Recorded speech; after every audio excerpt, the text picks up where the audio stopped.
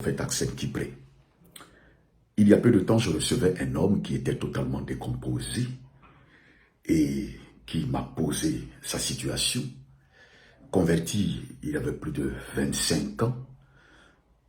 Il s'est mis à un moment donné, à cause de certains problèmes spirituels qu'il rencontrait et qu'il a lui-même exagéré dans son explication.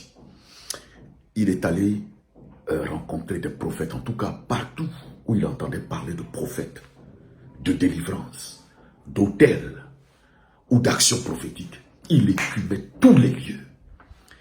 Sauf que là-bas, partout où il est passé, où il cherchait selon lui la délivrance, eh bien, il a passé son temps à bâtir des autels. A-U-T-E-L-S, des autels.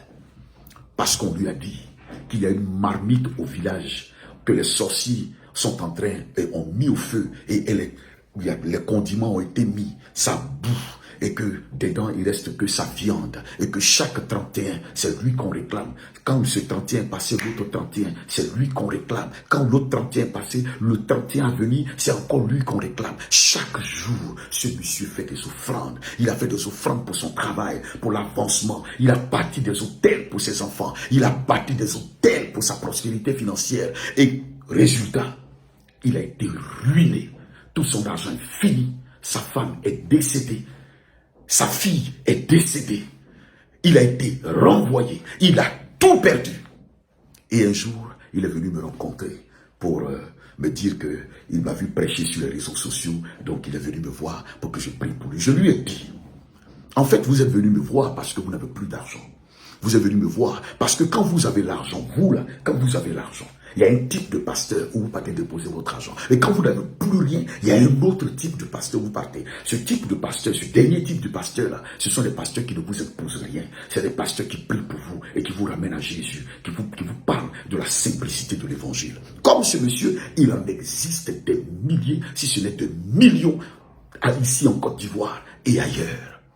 Des gens qui ne veulent pas rencontrer Jésus, qui ne veulent pas prier, qui ne veulent pas comprendre le sacrifice de Jésus, mais qui passent leur temps à écumer tous les endroits où on parle d'actions prophétiques, lesquelles actions bizarres n'ont aucune traçabilité dans la parole de Dieu. Ils vont se laver avec de l'hysope, avec des liquides bizarres. Il y a une en Italie qui, elle, dans sa prescription prophétique, vous demande de vous laver avec du jus d'orange. Oui, vous allez acheter des cubes magie, vous allez acheter des fils rouges, vous allez acheter quoi? Des balais, parce que oui, vous devez balayer le diable. Vous allez aller acheter du lait, parce que à minuit, vous devez vous laver avec ça. Vous devez aller à des carrefours, vous vous comportez comme des marabouts ou comme des féticheurs. Vous n'êtes pas convertis. Et ces types-là, il en existe des milliers, si ce n'est des millions dans l'église aujourd'hui. Tenez, dans une église, il n'y a pas très longtemps, on me parlait d'un pasteur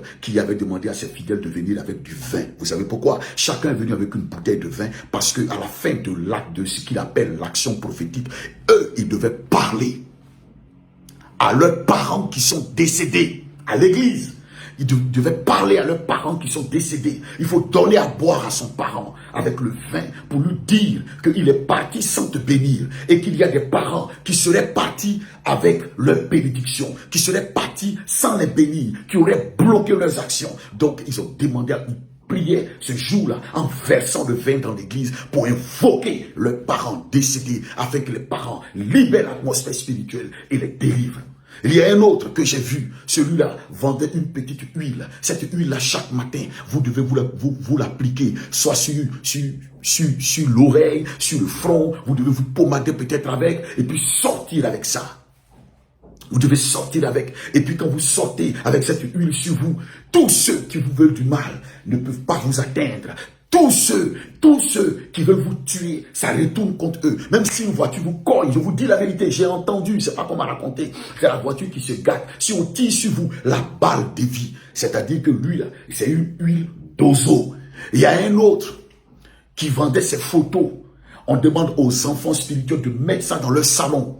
Quand le diable viendra, il serait plus effrayé par la photo du pasteur que d'être effrayé par le nom de Jésus. C'est à cause des gens comme ça qu'une grosse industrie existe. Et cette industrie vous ruine. Vous achetez de l'eau chaque semaine. Vous devez acheter de l'eau, de l'huile, des fils, un pain blanc. Vous devez acheter n'importe quoi. Vous devez acheter des œufs, des bougies. Mais vous êtes des chrétiens ou vous êtes des sorciers? Vous êtes des chrétiens ou vous êtes des marabouts? Vous êtes quoi au juste?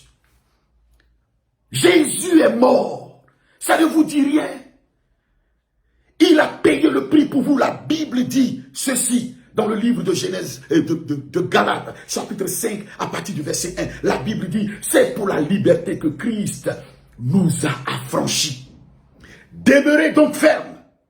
Et ne vous laissez pas mettre de nouveau sous le joug de la servitude. Des chrétiens qui ont peur de dormir. Quand ils voient un cafard, ils vont aller poser un hôtel. Quand ils voient un margouillat, ils vont aller poser un hôtel. Des gens qui ont peur d'aller au village. Des gens qui sont constamment, qui sont toujours effrayés par les démons, qui voient les démons partout. Et on vous escroque. C'est quoi ces hôtels que vous brisez là? Et puis ça finit pas, parce qu'il y a des hôtels aussi que vous devez briser. On appelle ça les hôtels de famille. Vous devez briser ces hôtels, les hôtels diaboliques, les hôtels mystiques. Ils doivent briser. Et chaque année, tu brises. Et donc toi, tu brises des hôtels qui chaque année se reconstruisent. Et c'est bizarre. Mais ces hôtels-là, pour que tu les brises chaque année, il faut que tu payes. Et il y a des endroits même, on vous donne des montants en fonction de la qualité ou de la puissance de Dieu qui doit être libérée sur les hôtels que vous brisez. Si tu donnes 500 000, il y a un type de puissance. Si tu donnes 1 million, il y a un type de puissance. Si tu donnes 5 millions, il y a un type de puissance. Et des gens, chaque jour, ils payent, ils payent. Jésus vous a délivré. Ça ne vous dit rien? Ça ne vous dit rien?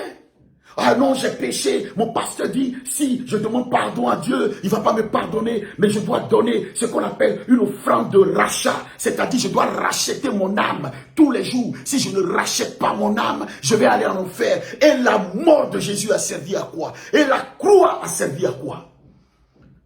Et quand vous venez chez les gens, vous venez, non, j'étais un pasteur. On n'a pas envie de savoir qui vous escroquez. Ils vont vous escroquer. Ils vont bouffer votre argent. Oui, parce que vous méritez ça. Vous ne voulez pas lire la Bible. Vous ne voulez pas vous convertir. Vous ne voulez pas rencontrer le Seigneur Jésus-Christ. Vous ne voulez pas passer du temps dans le jeûne et la prière. Vous ne voulez pas suivre les enseignements. Non, vous êtes des chrétiens remorqués. Des personnes qui avaient envie.